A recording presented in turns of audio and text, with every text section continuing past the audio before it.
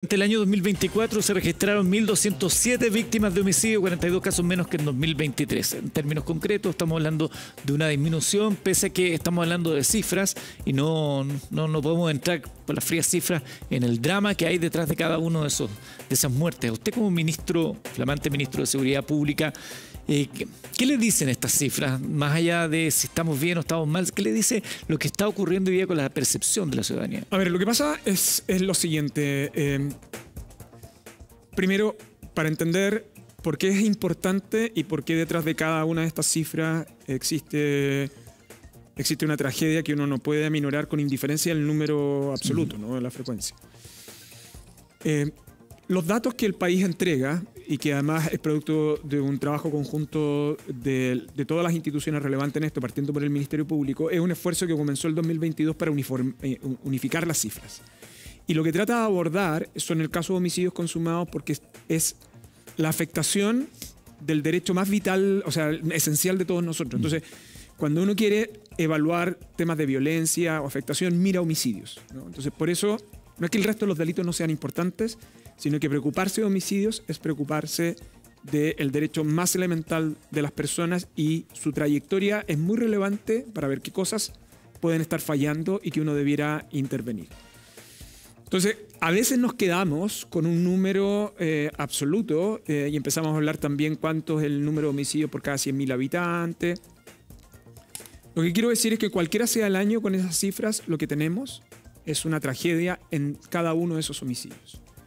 Sin embargo, desde el punto de vista para el desarrollo de políticas públicas y de gestiones operativas de las policías y de persecución penal, saber qué homicidios, en qué lugares, cuál es la caracterización de las víctimas, qué medios se utilizan y cuál es la tasa cada 100.000 habitantes es muy relevante para ver las trayectorias de esas políticas y sobre todo de esas gestiones operativas. Lo que pasa, ministro, es que si uno mira la cifra del 2018, más allá de que quizás las metodologías tienen cambio, si uno ve lo que era nuestro país el 2018, donde la cifra habla de 845 homicidios, y el 2024 llegamos a 1.207 homicidios.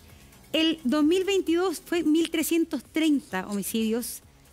La verdad es que por eso uno encuentra en la voz de tantos chilenos diciendo, oye, realmente este país se transformó en otra cosa.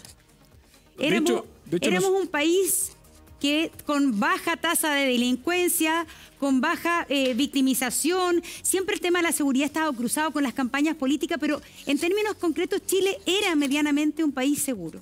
Pero hoy día la gente se despierta en la mañana, se lo digo por mi experiencia, yo me despierto en la mañana, escucho las noticias y hay 2 homicidios cada mañana. Hace 7 años atrás era muy excepcional esas mañanas que yo me despertaba y escuchaba que había un homicidio. Entonces, eso es la percepción de la gente hoy día y ese es el temor. Hoy día en Chile se mata gente en las calles como no lo habíamos imaginado. A ver, 2 cosas. Usted me está mostrando los datos del 2018. Si yo quisiera ser un poquito más exigente, al 2018 teníamos 4.5 cada 100.000 habitantes. Chile estuvo hace una década atrás, estaba en torno al 3. De hecho, es lo que el país debiera aspirar.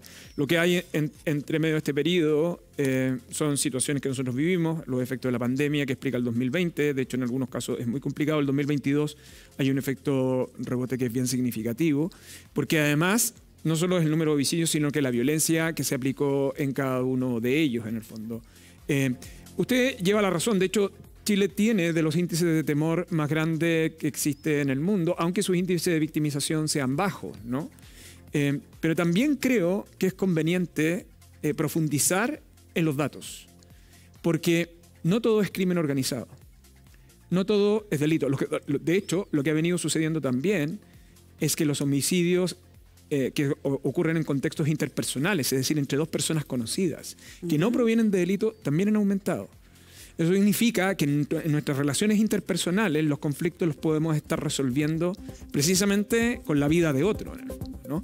¿Qué le quiero decir con esto? Estas cifras no solo nos hablan de delitos y de organizaciones criminales, también nos hablan de la manera en cómo nosotros estamos resolviendo nuestros conflictos. Hay situaciones todavía un poquito más... Perdón, ministro, pero la cifra de conflicto interpersonal con la cifra de personas que tienen condenas penales es casi la misma. Mire, hay un dato que... Es que acá hay un tema, es casi el 50%, 51%, Y eso es lo importante también. 51% de los homicidios del 2024 fueron de personas con condenas penales. Y es lo que todo el mundo dice. Estas personas no son blancas palomas las que murieron en el 2024. La mitad de los muertos fueron personas que tenían condenas penales, ni siquiera antecedentes. Sí, pero es que usted se está aproximando a otro punto entonces ahora. Y es que veamos quiénes son víctimas de homicidios.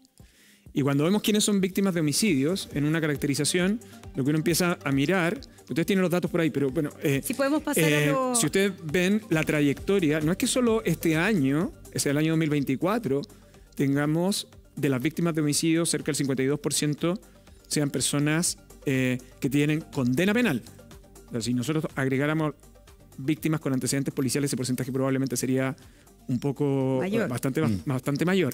Entonces, ¿qué efecto tiene eso? El efecto también de la víctima, qué tipo de víctima y luego en qué contexto es muy relevante para ir focalizando luego en qué lugares y bajo qué circunstancias se están cometiendo homicidios. Este es otro dato que es relevante, que es el aumento de extranjeros víctimas de delito.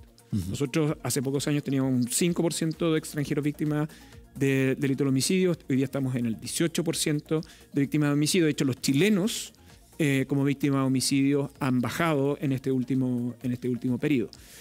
Porque nos permite ir observando, ¿no? Lo que nos permite ir observando es en qué contexto esos extranjeros también fallecieron.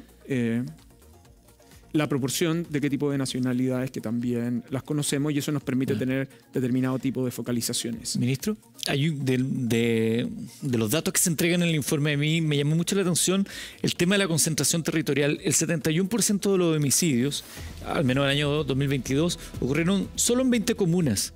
En ese año era Alto Hospicio, Copiapó, Antofagasta, La Pintana y Arica. ¿Sigue registrándose una concentración de este delito, de este tipo de delitos? Estamos hablando básicamente de los homicidios. Lo que podría conllevar a esta crítica de la ausencia de una intervención integral en los territorios. Aquí estamos viendo las comunas como aunque esas Santiago. comunas, como están distribuidas, los colores pueden llevar a equívoco. En general, un mapa en estas comunas de acá, sector los oriente. índices son verdes, nuestros índices son 0.1 cada 100.000 habitantes. Hay 3 comunas que pueden tener los índices más complejos. Ustedes una de las cosas que a mí me parece que es relevante, como usted ha señalado. Mira, ahí los tenemos. Puente Alto con 49, Santiago 46. Esos son los números absolutos. Claro. El informe consolidado de homicidios consumados lo que nos permite también identificar ya no solo regiones, sino que comunas, ¿no? De hecho, entre hoy y el día lunes, en cada región se va a estar informando sobre los resultados por región. Y lo importante es ver las comunas, por una razón que usted ha indicado.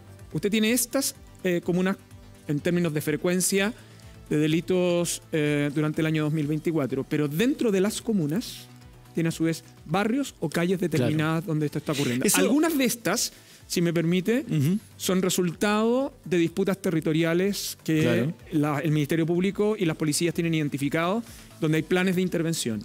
Pero a eso, perdón, es que a eso quiero llegar, porque de acuerdo a lo que uno ve, uno podría estipular que las políticas de seguridad que se han desarrollado hasta ahora no han logrado reducir significativamente los homicidios en esas zonas en particular donde hay lucha de territorio. Entonces lo que uno se pregunta es, entendiendo que esto es algo que más o menos ya todos intuimos, ¿qué se va a hacer? ¿Cuáles van a ser las acciones que va a tomar este ministerio para poner ahí la lupa y acentuar ese trabajo en los territorios? Primero, que tiene un ministro de seguridad que viene solo a hablar de seguridad, ¿no? Antes, como autoridad del Ministerio del Interior, podíamos hablar de seguridad, como podíamos hablar de desastres o la situación, la tragedia que ocurrió que ustedes estaban recién informando.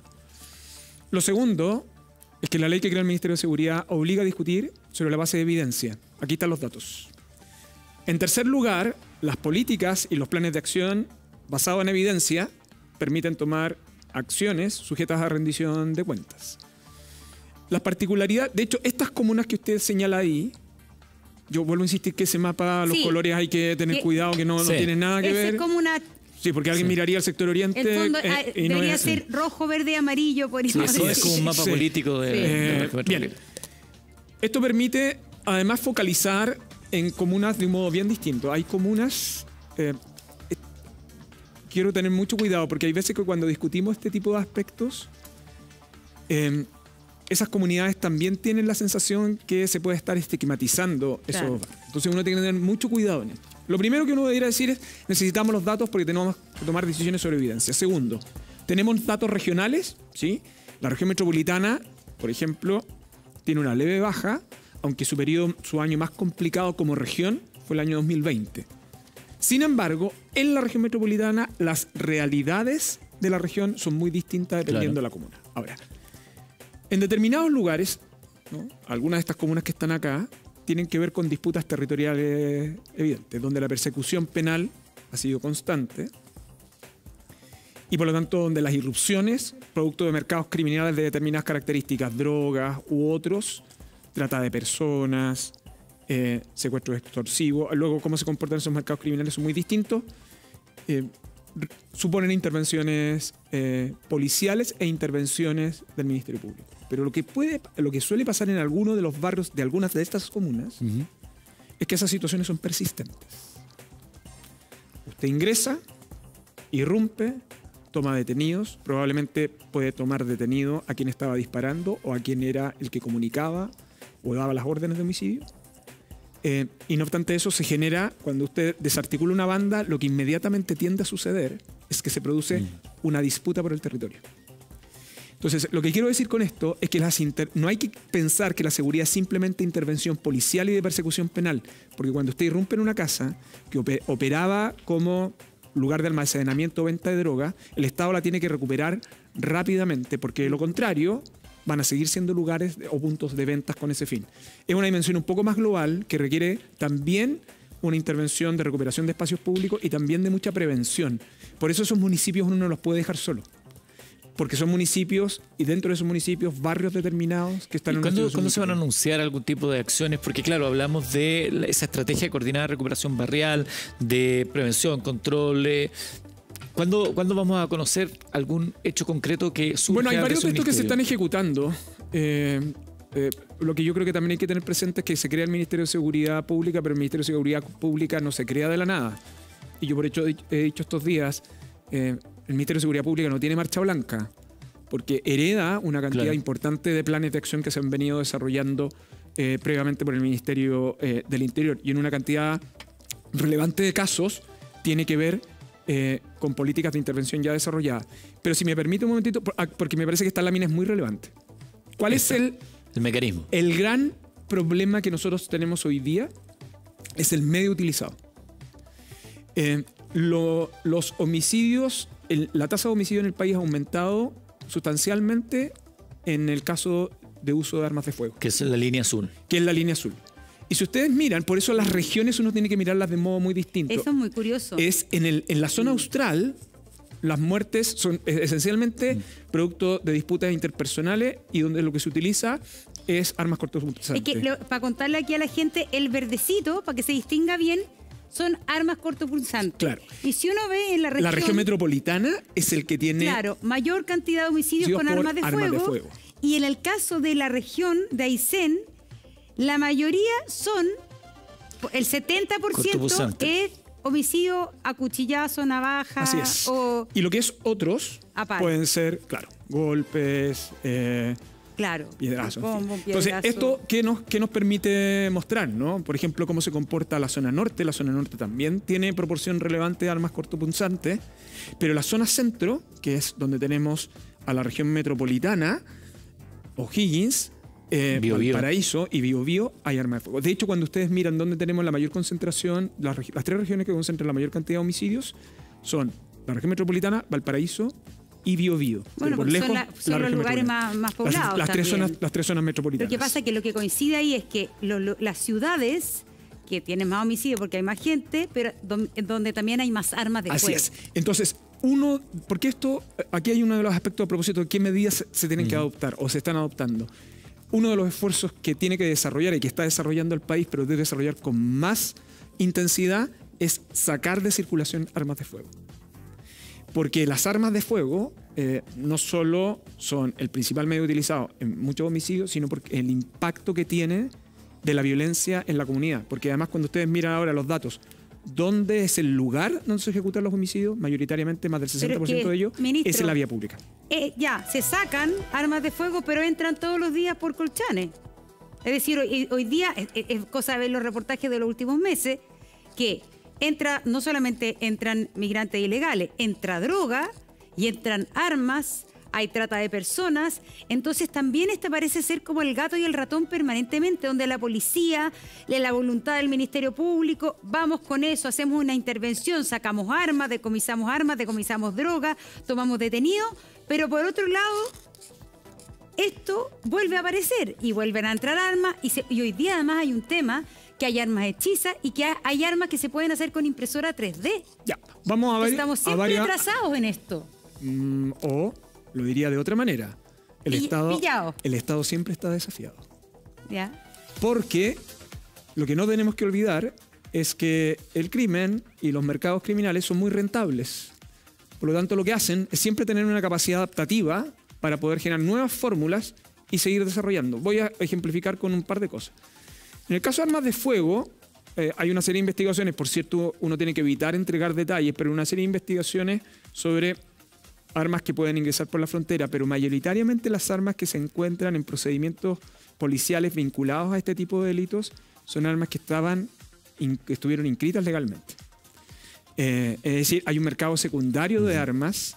O sea, no nos quedemos con que la principal arma de fuego que se utiliza es aquella arma que está siendo contrabandeada a algún lugar. No. La principal cantidad de armas que se encuentran son aquellas que han estado inscritas legalmente y que luego se declararon extraviadas o no se reportaba su actualización. Por eso tener el plan de fiscalización de armas es tan relevante, el que está desarrollando hoy día la Dirección General de Movilización, Carabineros y conjuntamente con el Ejército. Lo segundo es que muchas de estas organizaciones se estructuran sobre la base de mercados criminales muy lucrativos. Esos mercados criminales puede ser la droga, que es donde habitualmente o históricamente creíamos que era el principal delito de organizaciones criminales, pero también está, por ejemplo, el contrabando de tabaco. O bien aquel que proviene del ingreso ilícito de productos silvoagropecuarios. O sea, en otros términos, en todos aquellos espacios donde se puedan tener mercados ilícitos que son extremadamente lucrativos, tenemos efectos de estas características, ¿no? Y la violencia y el homicidio está dentro de un contexto criminal del cual hacerse cargo. Y sobre el tema de trata de personas. Es un tipo de delito, por ejemplo, al igual que el secuestro extorsivo, donde las organizaciones nacionales chilenas no participaban. De hecho, son principalmente organizaciones extranjeras. Dicho de otro modo, también el país, durante los últimos años, ha tenido tipos de delitos respecto de los cuales las organizaciones locales no desarrollaban y que también ha enfrentado a las policías y al Ministerio Público a nuevos desafíos. Y por eso les digo acá, aquí tiene el 2018-2024, este es el gran desafío que nosotros tenemos, armas, ¿no? Y por eso el control de las armas lícitas y legalmente inscritas es clave. Ahí está, 2024 son prácticamente un 61% de la utilización de armas de fuego versus las armas cortopunzantes que bajan un 27,7%. Hay un tema que a mí me llamó la atención de la cifra que se da a conocer, yo no sé cuál será su impresión, pero a mí me queda la sensación que hay una capacidad de persecución que todavía es demasiado limitada, hay una, pese a las mejoras, ¿no? Hay como una baja la tasa de esclarecimiento de delitos. Y aquí hemos hablado muchas veces de la cantidad de pega que tienen los fiscales, por ejemplo, de la poca cantidad de carabineros que hay o las capacidades que tiene la PDI de realizar investigaciones. A su juicio, ¿cómo está la capacidad de persecución penal de los delitos? En el caso de homicidios, la persecución penal es relativamente eficiente. Aquí estamos con contexto de agresión de la víctima. Quiero ir. Un dato que no es menor. Nosotros tenemos acá relativamente, cuando se habla esta línea roja, que es el contexto de la agresión de la víctima en contexto de delito y o grupo organizado, no es que sea todo crimen organizado. Claro. O sea, esta es una víctima que puede ocurrir un homicidio en el contexto de un robo, por ejemplo, ¿no? Pero también hay organización criminal. Y acá lo que tenemos es el interpersonal, pero lo que está empezando a suceder es que ha empezado a aumentar el hallazgo de cadáver. Entonces, una persona que es la línea gris. Que es la línea gris, pero sin embargo, en los años 2021 y 2022, que son años que nosotros tuvimos una alta tasa de homicidio, ese número fue alto. Y por eso es tan relevante observar estas cifras, pero voy a lo suyo. En los casos, nosotros hemos puesto mucho énfasis en homicidios en la política pública chilena durante los últimos años. Y se han destinado recursos bien significativos a eso también, ¿no? El equipo ECO del Ministerio Público, que es una colaboración que venía desde el Ministerio del Interior con la Fiscalía, la manera en que se han reforzado las unidades especializadas de ambas policías. Entonces, el foco que el país ha puesto en homicidios ha permitido focos investigativos muy relevantes, especialmente en organizaciones criminales. Pero lo que nosotros también no debemos desatender, que hoy día estamos hablando de homicidios, pero el país tiene que seguir preocupado de otros ámbitos en los cuales la violencia cumple un rol bien relevante, que es el caso de robos, por ejemplo, ¿no?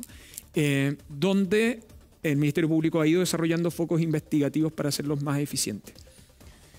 ¿Qué quiero decir con esto?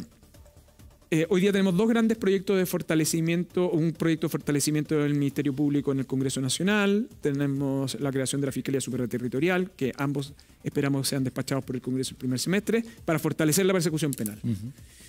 A las policías, en el caso de la Policía de Investigaciones, está ampliando su estructura, en el caso de los agentes policiales, nuevas modalidades de ingreso, y en el caso de Carabineros ya se conoce el plan de aumento de su dotación. Pero no solo importa la dotación, importan los medios. Eso significa cuánto estamos invirtiendo en tecnología, cuánto estamos invirtiendo para prevención, por ejemplo, en patrullaje. Alguien podrá decir, ¿por qué la autoridad pone tanto énfasis en la actualización de la renovación del parque vehicular de Carabineros? Bueno, porque son esos vehículos los que permiten hacer patrullaje. Los patrullajes son altamente eficaces en prevención o en control vehicular. Sí. Pero no solo nos quedemos en patrullaje físico. Hoy día, esta mañana, a propósito de una acción de investigación del OS7 conjuntamente con la Fiscalía Oriente, toda esa investigación, donde van a pasar a control de detención estas próximas horas, un grupo de personas que está vinculada a drogas, pero droga sintética, toda esa investigación es producto ¿de qué? Es producto de patrullajes virtuales. Entonces, lo que quiero decir con esto es que cuando queremos hablar de la eficacia del sistema, no solo pensemos en cuántos policías tenemos, sino que cómo articulamos eficazmente la persecución. Y la herramienta que se le entregan a los carabineros, el uso, por ejemplo, de las pistolas tiza, una discusión que hemos tenido en otra oportunidad. Le quiero agregar solamente ahí, por si Monse quiere avanzar hacia otro tema. Porque junto con la capacidad de investigación por parte de las policías, del Ministerio Público, está lo que ocurre después. Las cárceles. Tenemos una discusión respecto a las cárceles acá en Chile. Mire la bataola que se ha armado por la cárcel nueva en Santiago, pero también de la segregación dentro de la cárcel, de modo tal que las personas que caen a la cárcel no entren a hacer un MBA en delito y salgan después peor que antes. Y sabiendo que para las personas que nos ven a lo mejor hablar de los derechos de las personas presas puede sonar muy poco sexy, ¿qué políticas se van a desarrollar para que el universo carcelario en Chile tenga algún nivel de reinserción posterior? Este es un debate más antiguo entre nosotros. Yo a esta altura voy a rememorar mi condición de exministro de Justicia. Nosotros tenemos tasas de encarcelamiento muy altas. De hecho, el número de personas privadas de libertad en el país hoy día debe estar llegando en torno a las 60.000 personas para una capacidad de 42.000. Chile se mantuvo estable durante aproximadamente 8 años, pero sin inversión en infraestructura penitenciaria. El problema es que cuando usted tiene sobrepoblación, la segregación se hace relativamente ineficaz y en consecuencia genera condiciones propicias para el contagio criminógeno o bien el concierto para la comisión de delitos posteriormente, en el fondo, ¿no? Y por eso el plan de infraestructura penitenciaria que ha anunciado el presidente de la República, con cerca de 15.000 plazas para actualizar nuestro sistema penitenciario y permitir segregación adecuada. El esfuerzo que ha hecho el Estado de Chile en este ámbito, no solo de esta administración, sino de las administraciones anteriores, es bien relevante. Yo me he referido con otra oportunidad. Significa que las autoridades anteriores fueron irresponsables en no desarrollar más plazas penitenciarias. La verdad es que no. El problema central es que todas esas autoridades tuvieron sus planes penitenciarios, pero en Chile nos estábamos demorando en construir 12, 14 años cárceles. Sí. Por eso, no solo basta el plan de infraestructura, sino que también el proyecto que permite el fast track de cárceles que nos permita eximirnos de trámites para ese fin. Pero el fast track aquí, para la cárcel que va a albergar a 500 personas, la verdad que ha sido lentísimo. Entonces, la verdad que aquí hay un tema que Y por eso no podemos soslayar el tema. ¿Por qué Bukele aparece en todas las conversaciones, ministro? ¿Por qué Bukele aparece aquí en las conversaciones de la gente en la calle y todo?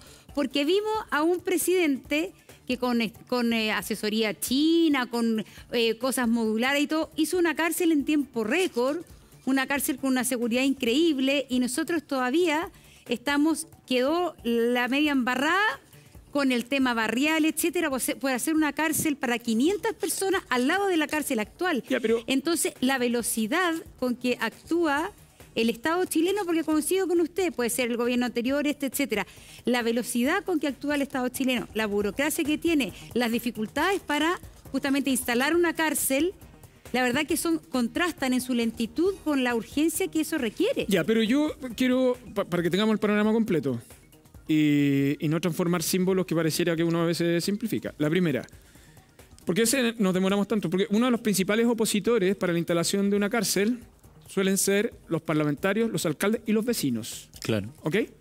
Entonces, de hecho, cuando uno mira todas las experiencias frustradas previamente, tienen esa ecuación. Parlamentarios, que yo no estoy diciendo, esa es la realidad que tenemos. Parlamentarios, no en mi patio. Entonces, todo el mundo quiere cárceles, pero nadie la quiere al lado suyo. Por eso la gente dice, vamos a mitad del desierto. Vamos a mitad del desierto. Traemos los containers y lo ponemos ahí. Un candidato presidencial está hablando de la construcción de barcos, cárceles. Está bien, pero Monserrat, le quiero comentar. ¿Ya? Cárcel en el desierto, sí. Hay dos proyectos, el de Copiapó y el de Calama, que de hecho se están licitando este año, pero después de 10 años, de 12 años. ¿Y por qué? Porque aunque está en el desierto, el de Copiapó, actúa una oposición de mucha gente.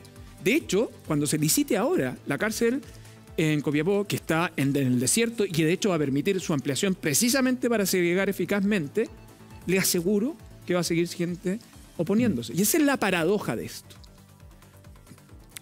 Las decisiones estatales para beneficio público en ocasiones suponen tomar decisiones ingratas. Uno no puede dejar satisfecho a todo el mundo. ¿Cuál es el desafío que tenemos? Que si vamos a instalar una cárcel, compensemos a las comunidades alrededor. Ok. Pero no podemos, por un lado, pedir mayor segregación, mayor cantidad de cárcel, y las mismas personas que lo piden, al otro día dicen no. Pero queremos cárcel en mi barrio o en mi vecino, no. Ministro, ¿eso de construcción de barcos, cárceles, es una cuestión viable? Mire, hay iniciativas que venían desde el 2005 sobre cárcel y hay veces que yo creo que hay algunas iniciativas que se quedan en el titular sin profundizar ¿Sí? Detenidamente. El problema de un recinto penitenciario de esas características tiene que ver principalmente porque ese también es un tipo de infraestructura. Claro. Entonces, no es que los barcos estén dando ahí disponibles abiertamente para ese fin. Yo creo que parte del debate que tenemos en seguridad es hablar con datos y hablar con decisiones eficaces y posibles. Ya, vamos a seguir hablando con el ministro. También queremos saber el rol de Gendarmería en esta discusión. Se ha hablado mucho también de cómo está hoy día Gendarmería y cuál es el rol que cumple eficazmente en este mundo, y también de los tipos de delitos más comunes, el sicariato, las extorsiones. Eso también es parte de lo que vamos a conversar con el ministro. Antes tenemos con Monse un buen consejo y luego una pausa. Así es.